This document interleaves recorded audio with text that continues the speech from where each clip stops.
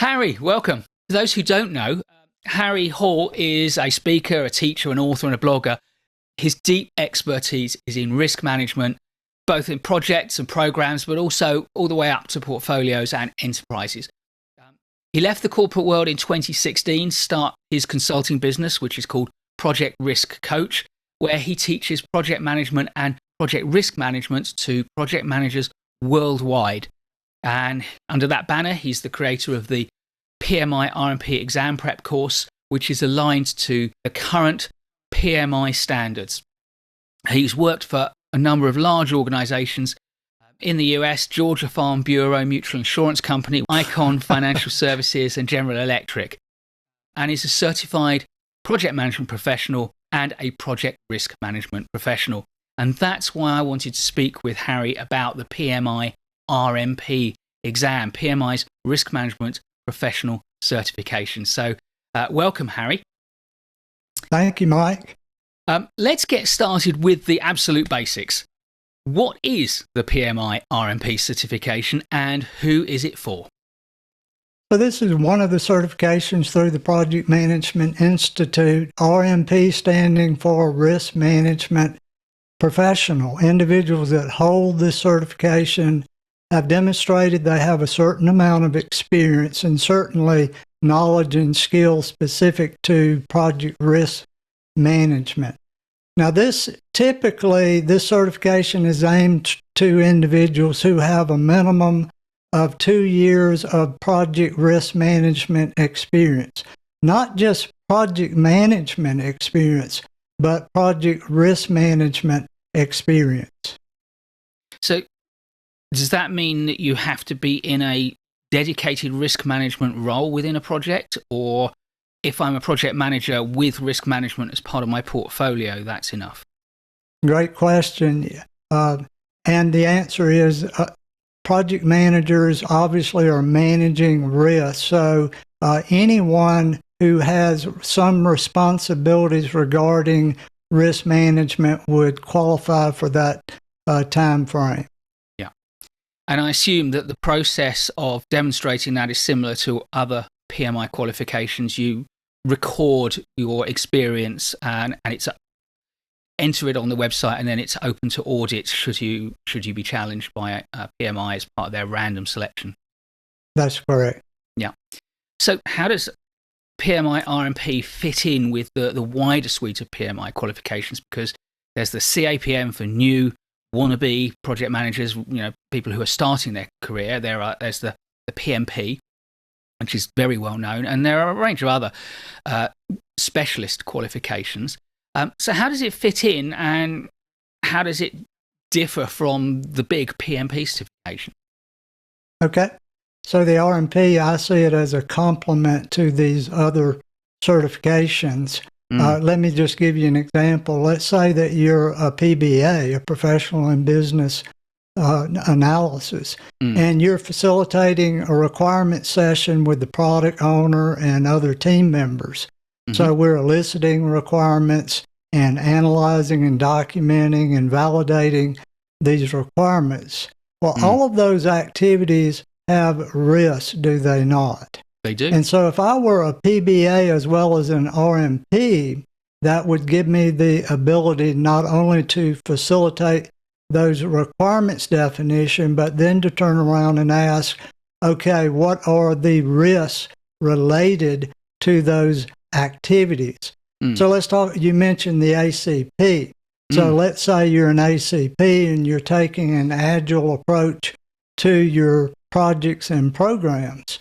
As you're doing your sprint planning and release planning, doing stand-up meetings, reviewing your product backlog, again, all of those activities, there are risks we may be discovering risks as we're going through those activities. So from an RMP perspective, we would capture those risks in our risk register, evaluate those risks, assign those risks to appropriate experts or risk owners in the organization to make sure that they are managed properly. Yeah. So how does this differ? I think your latter part of your question was, how does this differ from maybe from the PMP. Yeah, because there's quite a lot of risk management in the PMP exam. Yeah. So the PMP, that certification is a general type of certification. So many of the individuals watching this likely have their PMP, and they likely studied the 5th edition or the 6th edition of the PMBOK guide. And so we looked at those knowledge areas, and we learned about schedule management and cost management and scope management, and yes, risk management. Remember chapter 11?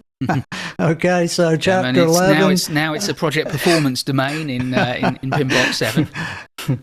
So we've got all of these knowledge areas in those process groups, and so we walk away with this PMP certification, a fantastic certification in a general sense of managing projects. So the RMP, however, is a specialized certification. So what PMI did was took chapter 11 and the concepts around risk management and further developed in greater detail the terms, the processes, put together a framework so that individuals who become RMPs have the tool set, if you will, to better identify and manage risk. Excellent. And I was interested that you talked a bit about an agile context, because I think there is some, I would have to say, poorly informed or shallow thinking thought around agile. We don't need to manage risk. It's a different paradigm. So I'm glad. So could you say a little bit about how the RMP methodology fits into an agile mindset? Okay. So again, let's say that we are doing some sprint planning. And I've done this in projects of the past. So as we are going through all of that planning, to take a little bit of time. And, you know, my take is we want to make sure that everything that we do with risk management has appropriate cost benefit. I don't want to spend an extraordinary amount of time jumping through a lot of hoops to suit the PMO or anybody else in the organization. Rather, we want to tailor the risk management in a way that makes sense, that our team members can buy in and embrace that. So during the sprint planning, as we're going through that planning, somewhere towards the end of that planning session or sessions, then I would take some time and just simply ask what may help or hinder our ability to achieve these activities to support the objectives of this project. And if there were risks there, we would capture those again in the risk register and evaluate them, and those that are material, that really matter, as Dr. David Hilson would say, uncertainty that matters, okay? So we want to be sure that we're taking care of business. I think to do anything less than that, we're not being responsible as project managers. So a lot of project managers, I'll put it to you this way, every project manager manages risk. Yeah, I like that. Some better than others. Yeah, absolutely. And so if you're consistently delivering value and consistently hitting your dates and all of that, then there's no question in my mind that you're already doing a great job with risk management. If you're not, might it be that a little bit of this injection of risk management into our day-to-day activities, integrating the risk management in our day-to-day project management, might prove fruitful? Give it a try. Yeah, absolutely. So it sounds to me, from what you're saying, that the RMP certification is broadly methodology neutral. It's a skill set around risk management that you can overlay onto any project paradigm, which is absolutely, I think, really makes it very useful. So why should a project manager study it? I mean, I think we might have headed towards the answer there, but why should we study it, and who should go for it? Who should be taking this on? Okay. So anybody that really just simply wants to improve their knowledge and skills around risk management should look at going through the RMP. And as we gain that knowledge and skills, and we're actually applying it, and we again are we're more consistent in the delivery of our projects and the value that's being delivered. My experience, and I've watched this not only in my own personal life, but in the lives of other project managers that I've had opportunities to coach, is that their reputation begins to grow, and people come knocking on the door saying, I want you to manage my next project. Well, what an honor, that we get that opportunity. And as there's greater demand for our services, guess what that does? It opens up doors for promotions. It opens up doors for career advancement. Could I share a quick little story here to illustrate this in my personal life?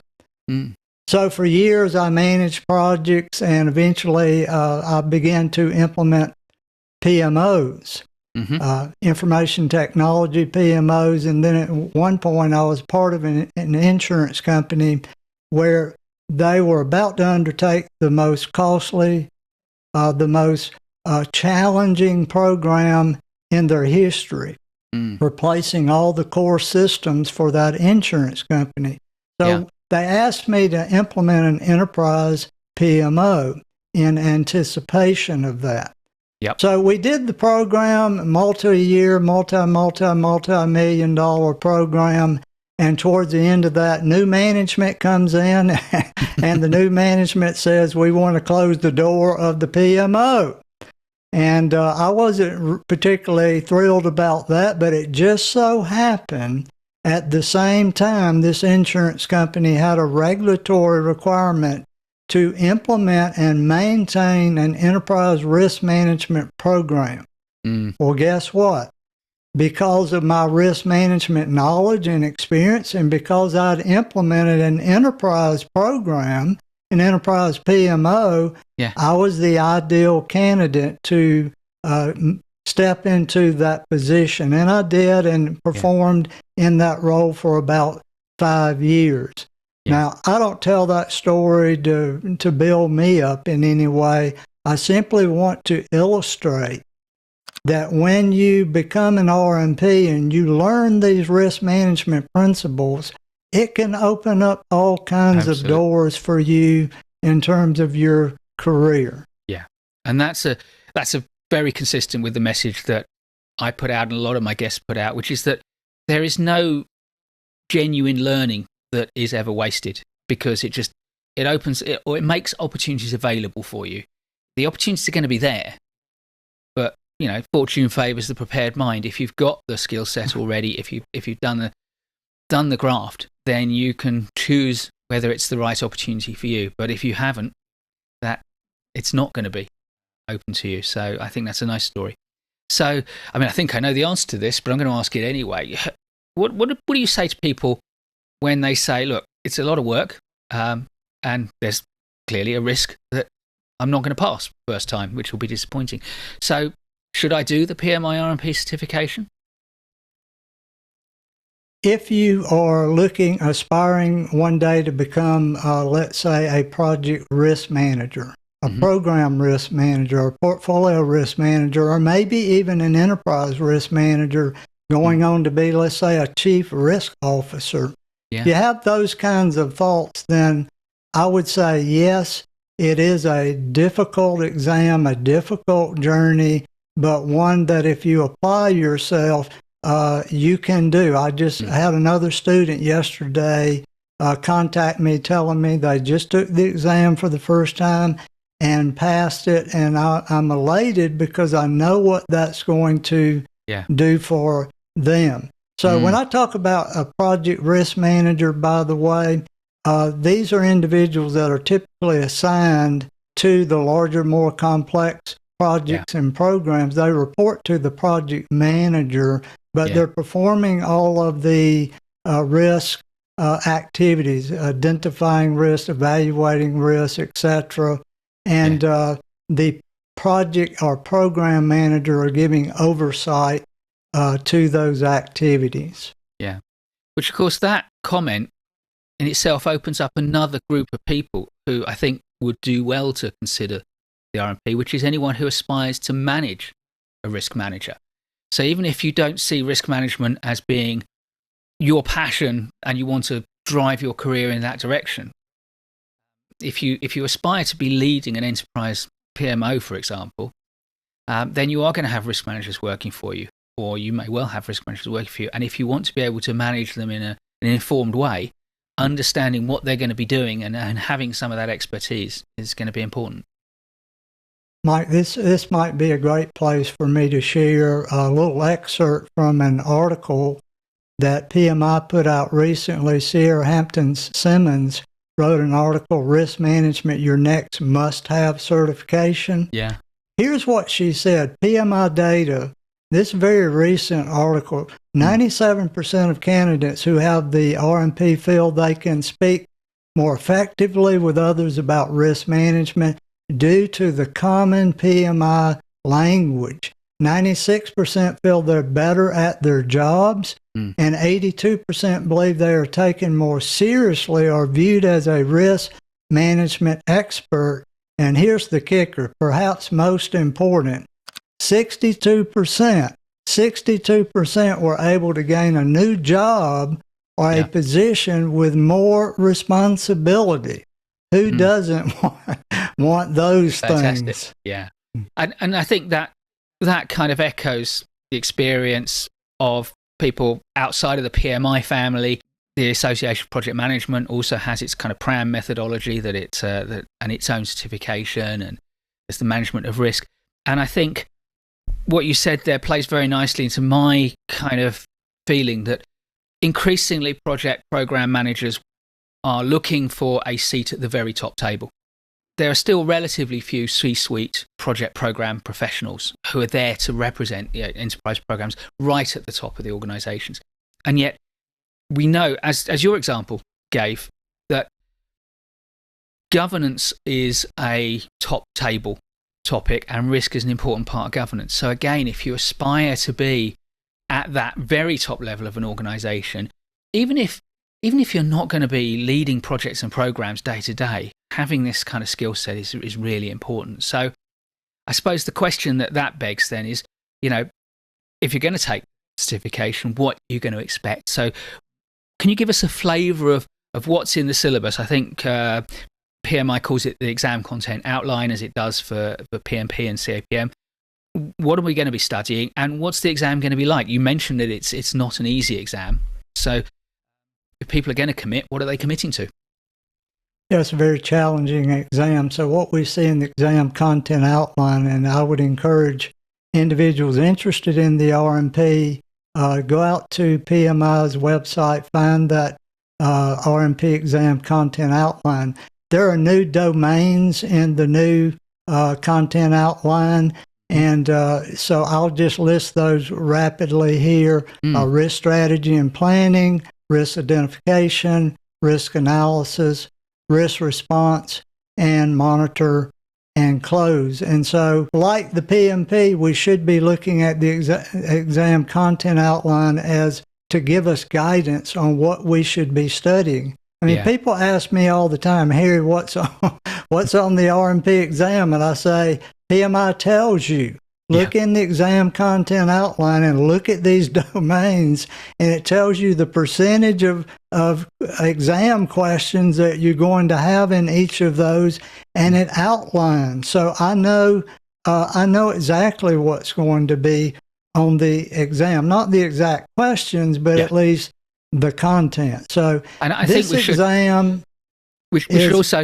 remind people, because you just mentioned that this is a relatively new exam content outline. If someone has downloaded the ECO a while ago thinking, I'll think about it, it's always good practice to go, when you want to refresh your thinking or move to a decision, always go straight back to the PMI site and download the latest, because they do change their ECO, they do change the content of their standards and the structure of their exams from time to time. So I think when did the exam change? Was it this year? The exam changed April 1st, 2022. Yeah. And so the exam content outline, the new one, came out a month or two before that. Yeah, take a look at that. And another point while we're talking about this is I really encourage individuals who want to take the exam, be sure when you're shopping around, looking online for courses and materials, look at the domains that are listed there. And if it's not the 5 new domains, keep moving. Yeah. Look for materials that align with the latest PMI standards. I want everybody to be in the very best position possible when you take that exam, that you're on the right page, that you're confident about sitting for the exam. Yeah, that's absolutely right, isn't it? Because you don't want to make it more difficult than yourself. The content will be broadly the same, but follow a learning routine that mirrors the exam you're taking, whatever exam it is. So you've given us an introduction to what's in the syllabus. What can we expect when we take the exam? Yeah, so the exam, as you mentioned, it's a rigorous exam like all of the PMI exams, or there are 115 questions. So it's a smaller exam than the PMP exam. You have 2.5 hours for the exam. I have students, some that say to me, Harry, I took the exam and I finished about 10 to 15 minutes early. Yeah. And then I have other students say to me, Harry, I looked at the clock and I realized I only had 10 minutes left and I was rushing through all of the final questions trying to get to the end. So, it's all about preparation, and you've got about 1.3 minutes per question. So you these are situational kinds of questions. So I love to see students read those answers, then read the question, and because you've just got a limited amount of time. There's some time management with all of these PMI exams, that you want to keep moving, mark things that you're not sure of. You can come back and take a look at that, but don't wait the last minute and see you've got 50 more questions to finish. And presumably, as with other exams, there are opportunities to take sample exam questions and test yourself and get used to it in your preparation. Yeah, and I would encourage, again, whatever online resources you're going after, be sure that you find some simulated exams that you can sit down and go through and get a feel for the types of questions, but also what does it feel like to actually go through 115 questions at once. Yeah. Well, that kind of brings us on to the question of if someone chooses to pursue their RMP certification, what advice do you give, and what sort of resources should people be looking for? So let's start off with the general advice, and then perhaps I'll ask you again about the resources. So the general advice would be develop and execute a study plan with up-to-date resources. Now, a couple of pieces to that tip. I can't tell you how many times I see individuals get all excited about preparing for an exam. They buy the resources, they buy the books, and the first week or two things are going good, and then there's distractions at home, and there's things going on at work, and all of a sudden, and I have a habit of following up with my students and saying, how are things going? Because I know this tendency. Yeah. And I ask them, find an accountability partner that you can have them check in with you, because I'm going to be asking you, but have somebody else too that's asking you the hard question, how are things going? Are you really making the commitment of time there? You know, what gets scheduled gets done. And so I say to people, lay out your schedule and go ahead and put in your calendar when you're going to be studying. Treat it as a project. It is a small project. Yeah. And, you know, furthermore, I would say don't cram, okay?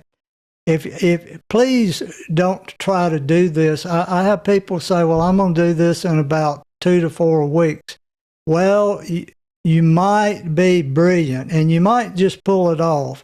But the important thing to me is not that you pass the exam. The more important thing to me is, did you learn anything that you can actually apply to better serve your organization, your company, that you're a better project manager, that you're a better risk manager. So don't cram, and the opposite end of the spectrum is don't take too long. Yeah. If you take too long, and I'll just throw this out, what I say to my students is plan to study about 2 to 2.5 hours a day, 5 days a week for 6 to 8 weeks. Okay. If you go longer than that, what happens? I begin to forget the earlier materials that I studied. So develop this schedule for your planning, for your studies. Be committed to it, and you'll get to the end of it, and you're going to press that button, and you're going to say, "Hallelujah, I passed this thing." Yeah, with that level of commitment, though, I think another important tip is, make sure you've got the support of your family, your support network, the people you live with, because carving that time out on a regular basis takes commitment, and it's not just your commitment. It's going to have an impact on your social life, and your private life, and your family life. One of the things that a lot of people comment about PMP is that it's a really difficult exam if you've only just got the level of experience they demand. And let's face it, probably you've experienced, as I have, there are people out there who will claim experience they don't really have. So, but even if you have just about the right amount of experience, it's a difficult exam. If you wait till you have got some solid experience and you can absolutely confidently say, I've been doing this for a good long time, then for the PMP, certainly it seems that actually people find it relatively easy because it's about principles they've experienced at work. Does that translate in any way to the RMP as well? It certainly does.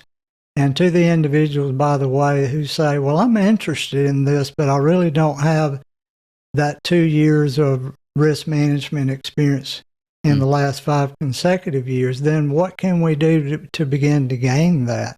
Ask for projects, ask for opportunities to help manage the risk portion of certain projects and build that experience. Yeah, absolutely. And also it's about stepping forward and not just asking, but offering. And it doesn't, I guess, have to be in your workplace. You can get involved in risk management in social activities, events that you're planning in your community. So you've committed to doing it. You've got the support network. You've got your plan.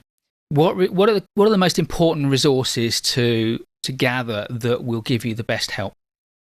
Okay. So the resources that I recommend include the PMBOK Guide 7th edition, PMBOK Guide 6th edition. I want to come back to that in a moment. Yeah. The standard for risk management for portfolios, programs, and projects. Yeah. Now, that's a mouthful, but let me just pause there a moment. There's an older risk management standard from PMI that was published in 2009. Be sure that you have the new standard that's published in 2019. Okay? Those are the main ones. The other two things that I would just mention, PMI recently came out with, you may know more about this than I do, but they came out with this process group practice guide. Yeah. and process groups of practice guide that really deals more with the predictive approach of it looks like a replacement to the 6th edition of the PMBOK guide. I think it is very much a lift from the process group section in the standard part of PMBOK 6. So it doesn't have the knowledge area component, it has the process. And I think it is large chunks of it, I think, are literally word for word, because they're withdrawing PMBOK guide and moving it online to PM Standards Plus.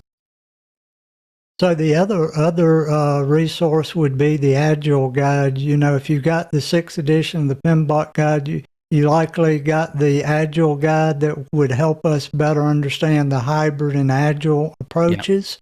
Yep. So back to the 6th edition. And it's worth saying that, as far as I understand, whilst PMBOK 6 has been replaced by PMBOK 7 and the process standard, the Agile practice guide hasn't been replaced. That is still current as an Agile practice guide.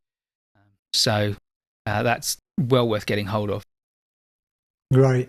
So all of these resources, if you're a PMI member, you can download these in a PDF format.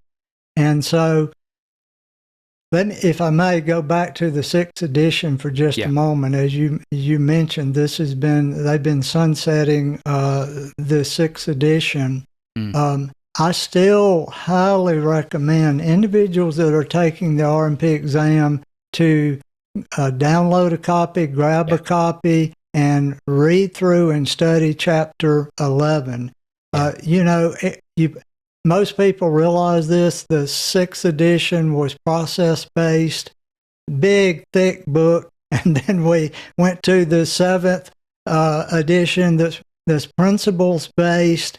And to me, they complement one another. The 6th edition does an excellent job in Chapter 11 talking about the details of risk management. And then in the 7th edition, as it's talking about all the principles, you've got principles like optimize risk responses, or actively engage stakeholders, or navigate complexity. Those principles, the norms that guide the behaviors of individuals on team members, both are helpful in terms of understanding risk management and how to practice it and how to answer the questions on the exam. Yeah. I mean, I think a couple of comments on what you said. Firstly, why wouldn't you join PMI? You're about to take their exam if you commit to the RMP.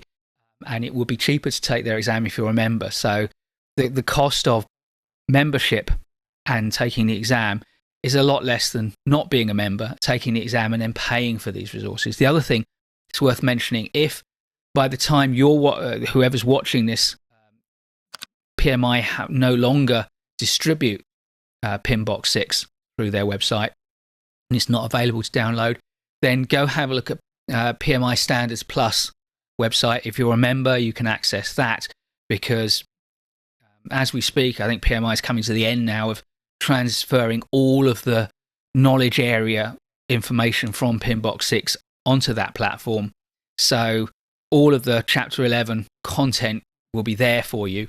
It'll just be in a slightly different format. Those are, I suppose, are the core resources that contain the knowledge that you need to pass the exam. We've mentioned the desirability of getting some form of exam simulator. In terms of discretionary resources, let's call them that, the resources that are going to help you to learn and that you're going to be choosing because they match your learning styles. What sort of resources are out there? And feel free to mention what you have to offer, Harry, because I know that's why I'm speaking to you, because your courses, whenever I've looked at, who is providing good quality RMP training, your name always comes to the top. Your content online is very good. So what are the additional resources? I appreciate your kind words there. One thing that comes to mind, Rita McCahey has a book entitled Risk Management Tricks of the Trade for Project Managers.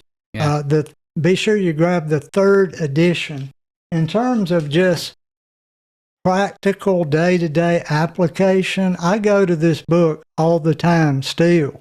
And you know, we lost Rita some time back, but her investment through her life continues to provide tremendous fruit. So you might want to take a look at that. I indeed, you know, some resources that I offer. If you go to my website, projectriskcoach.com, again, that's projectriskcoach.com. I started blogging back in 2012, so I've been blogging for 10 years.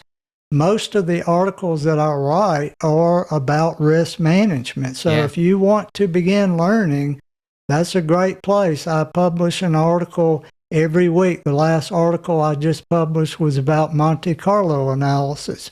So that's a great resource. You'll find on my website also at the menu bar up in the top right-hand corner, you'll see the tab for courses. And so there are some courses that I have, the primary one being the RMP Exam Prep Course. I do a formal launch of this every quarter. The dates will be on your website. So on a quarterly basis, I'll do a pre-launch where I teach very practical, hands-on kinds of risk management, and then I launch the course and promote that. So keep an eye out for that. Also, you'll see on the menu bar at projectriskcoach.com videos. That takes you to my YouTube channel. So all my YouTube videos are there. And there's an option there for webinars. So you'll see upcoming webinars, and almost all of those webinars are related to risk management. So that's a huge amount of resources there, and I'll put links to all of those in the description, along with the books you mentioned and some of my favorite books on risk management. Big fan of Conroe and his books, of course mine. But we'll put those in the thing. Is there anything that I haven't asked you about that you think would be useful to anyone who's interested in risk or considering the RMP? Anything you'd add to this conversation? Yeah, the only other thing I would mention, I know a lot of people in this day and time may be having difficulty affording, you know, doing something like this. Let me just encourage you, talk with your employer, talk with your boss, and see if they'd be willing to cover the cost of your exam prep materials as well as your exams. Mike already made a great tip. Join PMI. Why would you not? As he said, it's cheaper. They don't charge you as much to take the exam if you're a PMI member, so why would I not do that? And then prepare, because I want to be sure that you pass this exam the very first time. Not only is it embarrassing when we fail an exam like that, but there's an additional fee, and if you're a non-member, that fee is higher. Every time you retake, you have to pay an additional fee. So think about those items to reduce your cost. And then again, the only other thing that we mention is be sure that you're using up-to-date study materials and find a simulated exam or exams where you can practice those exam questions. I think it's some great tips there. The encouraging your employer to help you with the costs of it is such a good tip. Even if you ask your employer to buy the books that you're going to be needing for your team library. A lot of employers do allow teams, project management teams, to have libraries, and so add the risk management stuff to the library. When you've finished with it, you can encourage your colleagues to upskill themselves as well. And my tip would be never think about learning as a cost. Always think about it as an investment. It will have a return, and it's an investment. Sure. This has been really fascinating and good information, Harry. We've told people where they can see you, and I think the easiest thing for people to do is to go over to your YouTube channel, because there's a lot of great free stuff there, and that will give people a much better idea than just this short interview of your teaching style, so that if they do go for the RMP exam, they can start to evaluate whether they think you're the right coach for them. But I have no doubt that anyone who chooses to learn with you will get the very best quality information. So thank you very much for taking the time to talk to us. Harry, thank you very much. Been my joy to be with you, Mike. Thanks so much. Please do give us a thumbs up if you like this video. I'll be creating loads more great project management content, so please subscribe to our channel and hit the notification bell so you don't miss any of it. And I'll look forward to seeing you in the next video.